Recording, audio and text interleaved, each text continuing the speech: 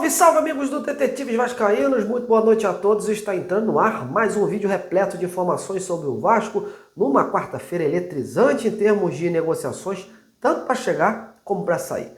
O bota-casaco, tira-casaco do atacante Rony, por exemplo, claro que a gente não pode deixar de fora. Vou repercutir aqui com detalhes essa corrida pelo jogador de última hora que acabou indo mesmo para o Atlético Mineiro, apesar das muitas informações ao longo do dia darem como certa a sua vinda para cá, para o Vasco. Vou falar também da situação do zagueiro João Victor, que está sendo assediado pelo Cruzeiro, do Alexandre Matos, que trouxe o jogador para o Vasco. E fica a dúvida, será que o Vasco vai conseguir mantê-lo diante dessa oferta e da dívida que ainda tem junto ao Benfica? Fato é que daqui a 16 dias a janela encerra, e até agora o noticiário do Vasco ficou refém de especulações e negociações frustradas. O torcedor segue esperando os atacantes de lado prometidos e vou pontuar isso tudo e muito mais para você. Portanto, se liga agora, deixa o like, compartilhe, mostre que você gosta do meu trabalho e seja mais um inscrito do canal. Bom, Vasco e Flamengo duelam no sábado, mas por incrível que pareça, as atenções de hoje não ficaram nesse clássico dos milhões, mas sim nos bastidores do mercado da bola. Pela proximidade do fim da janela, que encerra no dia 28 de fevereiro, a corrida por reforço se acentuou. A água está subindo no pescoço. E o Vasco, por exemplo, está tendo que se desdobrar nas últimas horas para buscar os tais atacantes de lado prometidos e pedidos pelo técnico Fábio Carrilli, que aguarda ansiosamente pelos reforços. E quando tudo parecia nebuloso, uma informação trazida no início da tarde pela colega Joana de Assis do Sport TV, de que o Vasco havia atravessado a negociação do Atlético Mineiro com o atacante Rony e que o Clube Cruz Maltino seria o próximo destino do jogador, movimentou o mercado da bola. Logo, logo a imprensa esportiva começou a buscar as informações, tanto os setoristas do Palmeiras como os do Atlético e, claro, nós pelo lado do Vasco. Era um conflito muito grande de informações. Por um lado, o Atlético já era dado como certo, e os documentos sendo trocados com o Palmeiras, para o Rony ser anunciado ainda hoje. Até o vídeo do anúncio já estava meio que preparado. Do outro lado, garantiu que o Vasco conseguiu cobrir a proposta do Atlético e ofereceu mais dinheiro em um projeto ambicioso, seduzindo assim o jogador e o seu staff, que teriam mudado de ideia da noite para o dia após dar o ok, ao Atlético e ao Palmeiras. Nesse meio tempo eu consegui até falar com o empresário do jogador, o Hércules Júnior, que por sinal é pai afetivo do Rony, uma espécie de padrasto, e o agente, que ficou sem me responder um bom tempo meus questionamentos, acabou dando o ar da graça no dia de hoje e me posicionou. Segundo ele, naquele momento, eles analisavam as ofertas na mesa, dando ao entender que nada estava fechado tanto para o Atlético como para o Vasco, colocando então mais suspense no ar. Amigos, isso foi só uma novela que durou a tarde inteirinha. Logo o Palmeiras, ciente dessa mudança de postura do staff do Rony, se posicionou e bateu o pé. Disse que o Rony e seu empresário haviam dado o ok para sua ida ao Atlético e que o Palmeiras iria manter a sua ética nessa negociação e manter o compromisso de negociar o jogador com o Clube Mineiro. E que o Rony aceitaria isso ou, então, seria obrigado a cumprir o seu contrato com o Palmeiras até 2026. Mais um pano para manga nessa novela toda. E já no final da tarde, veio então o martelo final. Depois de muitas idas e vindas, o Rony manteve a sua palavra inicial e aceitou se transferir para o Atlético Mineiro, que já tinha se acertado com o Palmeiras em termos financeiros. Com isso, o Vasco é passado, é carta fora do baralho. Mais uma negociação frustrada aí depois do Brian Rodrigues e do Bruma, jogadores considerados de uma prateleira mais alta. A verdade, meus amigos, é que o Vasco já tinha enviado uma proposta para o Rony anteriormente, que tinha outras na mesa. Porém, nas últimas horas tentou seduzir o jogador através de um projeto esportivo e de que aqui ele não seria apenas mais um. Isso motivou o jogador que, aliado aos vencimentos altos apresentados pelo Vasco, acabou desejando se transferir para o Rio. Até então, o Vasco precisaria se acertar com o Palmeiras, coisa que não tinha acontecido até então.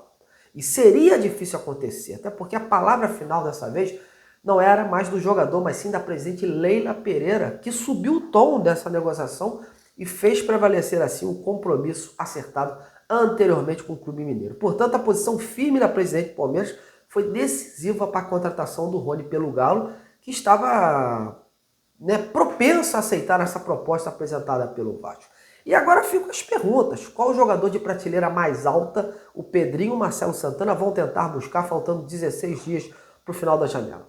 Será que o angolano Lloyd Augusto e o argentino Benjamin Garré serão os únicos atacantes trazidos nessa primeira janela? Olha, um cenário que volta a ficar nebuloso por tudo que envolve o Vasco. Lembrando que o Marcelo Santana está no exterior, ele tinha viajado com o garoto GB para a Turquia para negociá-lo naquela transferência que andou para trás e fica a expectativa de que ele possa trazer na bagagem no mínimo 2 reforços. Cogita-se que seja o tal angolano e o Garré, como citei anteriormente. Em ambos os casos, é preciso ajustes financeiros e alguns convencimentos para que as negociações se concretizem. No caso do Garré, é um pouco mais fácil, porque o próprio jogador tem esse desejo de regressar ao mercado sul-americano e ficar mais perto da possibilidade de convocações da seleção argentina. Lá o atleta segue esquecido e não ganhando muitas oportunidades. Aqui ele teria mais possibilidade de evoluir no time principal. Os representantes do atleta também têm essa percepção. Então agora é a hora do olho no olho com os russos, que são mais difíceis quando o assunto é grana. O Vasco não tem mais tempo a perder, tem pouca bala no cartucho e com isso o tiro tem que ser certeiro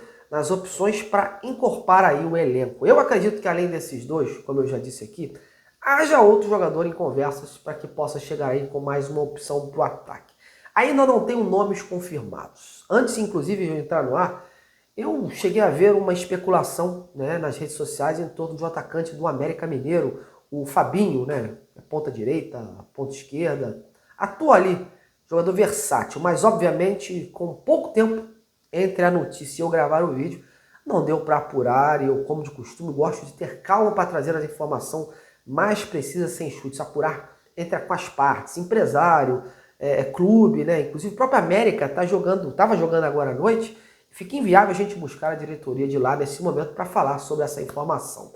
Mas eu prometo checar e, caso se confirme, trazer mais detalhes. Até porque a partir de agora, assim como no início da janela, vão chover nomes e mais nomes como possíveis alvos. Até porque o Vasco monitorou o mercado antes e elencou muitas opções para que pudesse entrar nas tratativas quando necessitasse. E para fechar, vamos falar da possível saída do zagueiro João Victor, que interessa ao Cruzeiro. Informação trazida ontem à noite pelos companheiros do Globoesporte.com.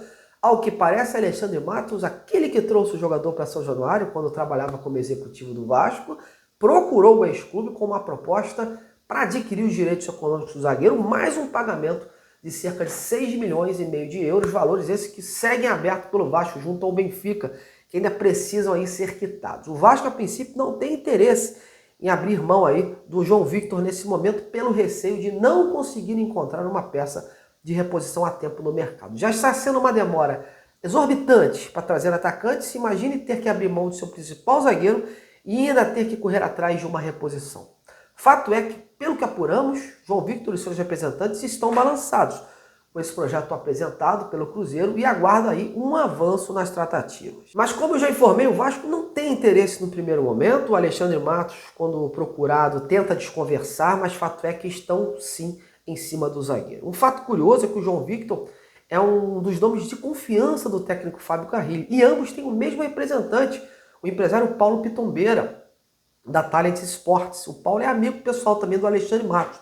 Controverso, né? Porque o cara quer tirar justamente do Vasco, que é treinado por um dos seus clientes, o homem de confiança dele. Futebol não tem como entender, meus amigos. É inexplicável mesmo essas coisas. Mas a semana não acabou e com certeza até sexta a gente já vai ter aí muitos desdobramentos, tanto de chegadas quanto de saídas do Vasco. Bom, sobre Vasco e Flamengo a gente coloca hoje num segundo plano. Amanhã, com mais calma, tento trazer mais detalhes da preparação do time aí para esta partida, tá ok? Encerro meu boletim de hoje por aqui. Muito boa noite, bom dia quem vê esse vídeo. Agradeço a sua audiência, um grande abraço e até lá.